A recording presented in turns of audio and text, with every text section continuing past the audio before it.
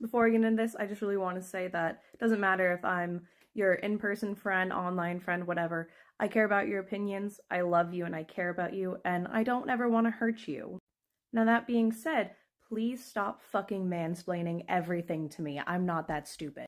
Mansplaining probably isn't the best word for this, but it's the only word I could think of because women do it to me too. I don't know if it's in my pattern of speech, my demeanor, or whatever that makes it so easy for people to talk over me and just assume I know jack shit about anything I'm talking about and then not let me actually explain it. But oh gosh, it's happened twice in the past week at least.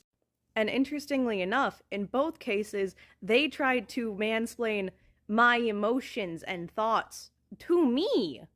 To me!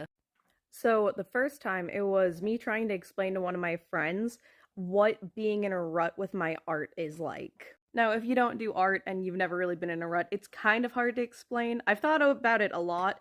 Best way to describe it is you're trying to clean this dish and you're using soap, you're using the right scrubber, you're letting it soak, and for some reason that plate is still dirty.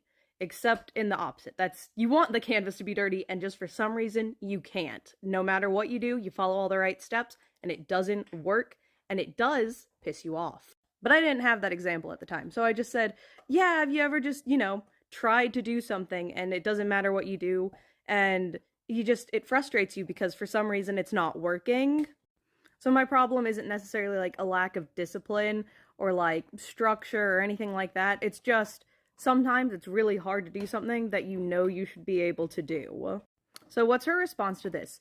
You're so self-negative. You need to work on that. You get frustrated really easy. You need to work on that. And then moved on with the rest of the conversation as if what I just said, even though I was clearly like trying to emotionally process and express what I was feeling, she was just like, nope, you're just self-negative. Clocked ya. So that was the first case. And then the second case happened today, and it was all miscommunications. It's on X, Twitter, whatever, so even worse communications. In the caption, I gave its title, which is, "Can I call myself an artist if I struggle to make art?" And this dear mutual of mine said, hey, even if you didn't finish it, at least you drew something. I did finish it. That's the finished piece. So I told him that much, and then he was like, oh, then what's the problem? You finished the art piece. And I was like, no, that's the title. That's the commentary of the piece. That despite being an artist and being trained, it's hard to draw.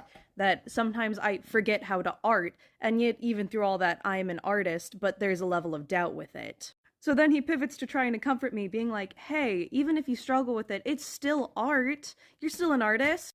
And yeah, I know. That's part of the commentary of the piece. Anyways, I love you guys, but please stop trying to explain my